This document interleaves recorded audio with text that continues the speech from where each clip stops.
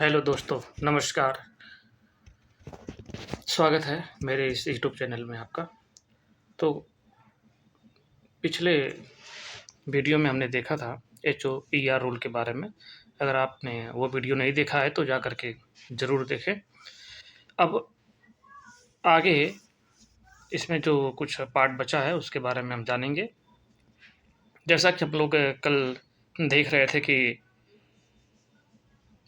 जो payment of over time है वो यदि रोस्टर आवर्स और स्टैट्यूटरी आवर्स के बीच में हो तो ऑर्डिनरी रेट ऑफ पे का 1.5 गुना पेमेंट बनता है, और अगर स्टैट्यूटरी लिमिट के बियॉन्ड चला जाता है समय सीमा तो ऑर्डिनरी रेट ऑफ पे का डबल ओवर टाइम देना पड़ता है। अब इस रूल में कुछ चीज़ें हैं। अगर मान लीजिए कि आपको कोई कंप्लेन करनी हो जो वर्गीकरण किया गया है 4 कैटेगरियों में, अगर उसमें कोई आपको प्रॉब्लम है, उससे कोई समस्या है, तो आप इसके खिलाफ अपील कर सकते हैं। तो आप रेलवे बोर्ड या रेलवे एडमिनिस्ट्रेशन के पास 90 दिन के अंदर इस अपील कर सकते हैं। जो चीफ पर्सनल ऑफिसर CPO को अगर रेलवे एडमिनिस्ट्रेशन ने डेलीगेट किया तो उनके पास, या फिर अगर वहाँ से संतुष्ट नहीं हैं तो सेकंड अपील आप सीधे श्रम मंत्रालय के सेक्रेटरी के पास कर सकते हैं। उसके लिए भी आपको 90 दिन का पुनः समय मिलेगा। तो इस तरह से इन प्रावधानों में अगर हमें कोई समस्या समझ में आती है या हम संतुष्ट नहीं हैं तो इसके खिलाफ अपील करने का भी इसमें प्रावधान है। कुछ विशेष चीज़ें इस रूल से के बारे में समझेंगे। इसमें कुछ नियम भी हैं, तो उन नियमों के बारे में हम अब आगे देखेंगे। ये हमारा पार्ट 2 है HOER रूल से संबंधित नियम से रिलेटेड।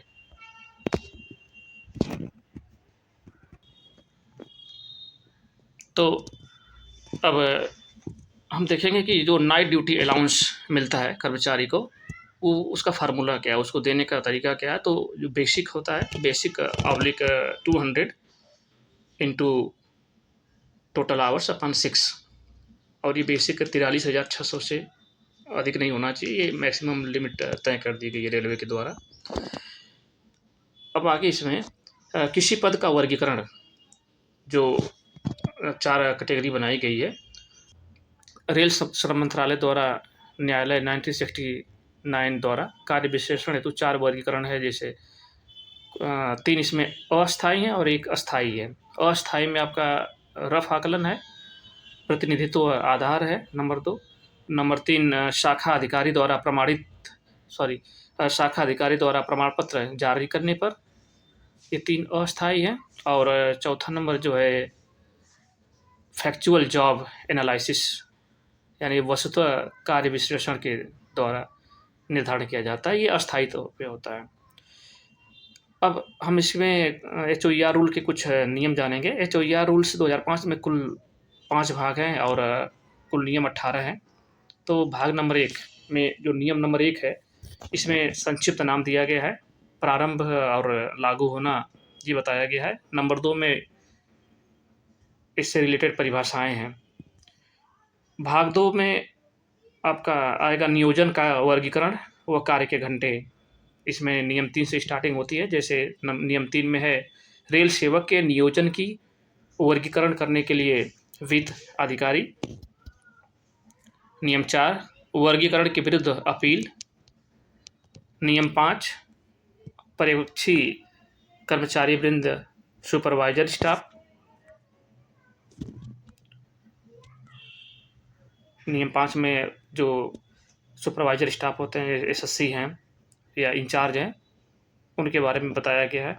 नियम 6 में आपके अपवर्जित कर्मचारी वृंद, जो एक्सक्लूडेड स्टाफ, जो चौथी कैटेगरी थी, उसमें कौन कौन से स्टाफ शामिल होंगे उसके बारे में बताया गया। नियम 7 रेल सेवकों के वर्गीकरण को निर्धारित करने के लिए मापदंड, क्या मापदंड अपनाया जाता है इनको कैटेगराइज करने के लिए, ये नियम नंबर 7 में बताया गया है।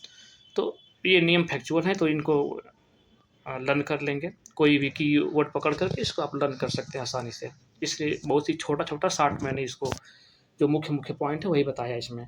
नियम 8 कार्य के घंटों का निर्धारण। इसमें किस कर्मचारी ने किस कैटेगरी के कर्मचारी को कितने घंटों का कार्य का निर्धारण किया गया है, किस प्रकार से किया जाएगा, ये नियम 8 में बताया गया है। नियम 9 में है अस्थायी छूट देने की शक्ति। अगर अस्थायी छूट देने की शक्ति, ये विशेष परिस्थितियों में किसी कर्मचारी को छूट भी दी जा सकती है। नियम 10 अतिकाल भत्ते का औसत निकालने तथा उसके संदाय के सिद्धांत। अतिकाल भत्ते मतलब जो आपको ओवर टाइम मिलता है, उसका एवरेज निकालने की का जो तरीका है, सिद्धांत है, उसके बारे में इसमें बताया गया है। नियम 11 है आपका कार्य के अतिरिक्त घंटों का रजिस्टर। इसमें रजिस्टर बनाया जाता है कि कितने अतिरिक्त घंटे किस कर्मचारी ने किए हैं। नियम 12 कालिक विश्राम जो पीरियडिकल रेस्ट होता है, इसके बारे में बताया गया। नियम 13 विश्राम की प्रतिक्रियात्मक अवधियाँ यानी कंपनसेटरी रेस्ट जो होता है उसके बारे में। फिर उसके बाद भाग 3 आता है। भाग 3 का मेन हेडिंग है नियमों के उपबंधों का समुचित कार्यान्वयन सुनिश्चित करने के लिए प्राधिकारी, यानी कौन सा प्राधिकारी होगा जो ये सब नियमों का प्रबंधन करेगा। तो नियम 14 पर्यवेक्षकों की नियुक्ति। पर्यवेक्षक मतलब सुपरवाइजर।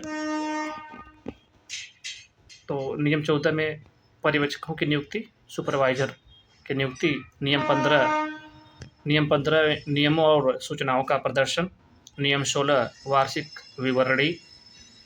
फिर भाग 4 में अवशिष्ट शक्तियाँ आ जाती हैं, जिसमें नियम 17 विशेष मामलों में उपवितरण करने की शक्तियाँ। फिर भाग 5 है निरसन या व्यावृत्ति, जिसको हम बोल सकते हैं रिपील एंड शेविंग। इसमें नियम 18 आता है, जिसमें रेल सेवक नियोजन घंटे। नियम 1961 तथा इसके अंतर्गत जारी सभी आदेश जहाँ तक वे नियमों से असंगत हैं निरसित किए जाते हैं। इसमें नियमों का निरसन यानी उनको हटाया जा सकता है कुछ शर्तों के साथ में। अब कुछ मुख्य पॉइंट है इसमें, जैसे सड़क किनारे के स्टेशन, रोड साइड स्टेशन क्या होते हैं। तो जैसे महत्वपूर्ण जंक्शन होते हैं, इनको छोड़कर मार्शलिंग यार्ड वाले स्टेशन, इनको छोड़कर मुख्य टर्मिनल स्टेशन या वह स्टेशन जहाँ से नियमित रूप से गाड़ियाँ चलाई जाती हैं, यानी ये सब जो स्टेशन है जहाँ ज़्यादा भीड़ भाड़ होता है, ज़्यादा गाड़ियों का आवागमन होता है, ट्रैफिक ज़्यादा होता है, इन स्टेशनों को छोड़ करके जो कम भीड़ भाड़ वाले, कम ट्रैफिक वाले स्टेशन को हम रोड साइड स्टेशन कहते हैं, सड़क किनारे के स्टेशन उसके अंतर्गत आते हैं। यानी इन जो ये 4 कैटेगरी बताई गई है, इन चारों से भिन्न जो होंगे वो स्टेशन सड़क किनारे के स्टेशन कहलाएंगे। फिर अगला है प्रारंभिक या पूरक कार्य, प्रिपरेटरी और कम्प्लीमेंट्री वर्क, P&C। इसमें जैसा पिछले वीडियो में भी हमने बताया था कि गहन श्रेणी है उनको सप्ताह में 3 घंटे इसके लिए मिलते हैं, निरंतर श्रेणी के लिए 6 घंटे, EI और ऐसे EI मतलब एजेंशियली इंटरमिटेंट कैटेगरी के जो कर्मचारी हैं जिनका सड़क किनारे स्टेशन पर तैनात तथा रिहायशी जो उनका क्वार्टर होगा आधा किलोमीटर के अंदर हो, तब 3 घंटा उनको मिलता है। और अगर आधा किलोमीटर के अंदर नहीं हो तो 4.5 घंटा मिलता है, क्योंकि उनको आने जाने में भी समय लगता है। और रनिंग स्टाफ के लिए 4 घंटे निर्धारित किया गया है। तो जो कार्य का टाइम है ये सब अलग अलग श्रेणियों के लिए अलग अलग है। इसके बाद इसमें जो है 15 मिनट से कम समय को ड्यूटी नहीं माना जाएगा। अगर 15 मिनट से कम का आपने ड्यूटी किया है तो उसको नहीं ऐड किया जाता ड्यूटी में। अगर 15 मिनट से ज़्यादा है तो अगर निरंतर श्रेणी के जो कर्मचारी हैं, निरंतर मतलब जो कंटिन्यूअस श्रेणी के कर्मचारी होते हैं, उनका P&C वर्क प्रतिदिन 15 मिनट से 45 मिनट के बीच के समय को आधे घंटे का कार्य माना जाता है, और 45 मिनट से 1 घंटे के बीच के समय को 1 घंटे का कार्य माना जाएगा। गहन एवं EI श्रेणी के मामले में 15 मिनट से 30 मिनट के बीच का समय जो है वो आधे घंटे का कार्य माना जाएगा। निरंतर श्रेणी के लिए यदि ड्यूटी स्थल निवास स्थान से 1.6 किलोमीटर से अधिक दूरी पर हो तो विभाजित ड्यूटी मतलब जो स्प्लिट ड्यूटी होती है कि 7 घंटे सामान्य ड्यूटी के 8 घंटे के बराबर माना जाएगा। तो ये कुछ इम्पोर्टेंट फैक्ट है जिसको याद करना बहुत ही ज़रूरी है। तो इस तरह से ये HOER रूल कंप्लीट होता है। इसमें भी कुछ पॉइंट्स हैं जो मैं क्वेश्चन आंसर के माध्यम से करा दूँगा।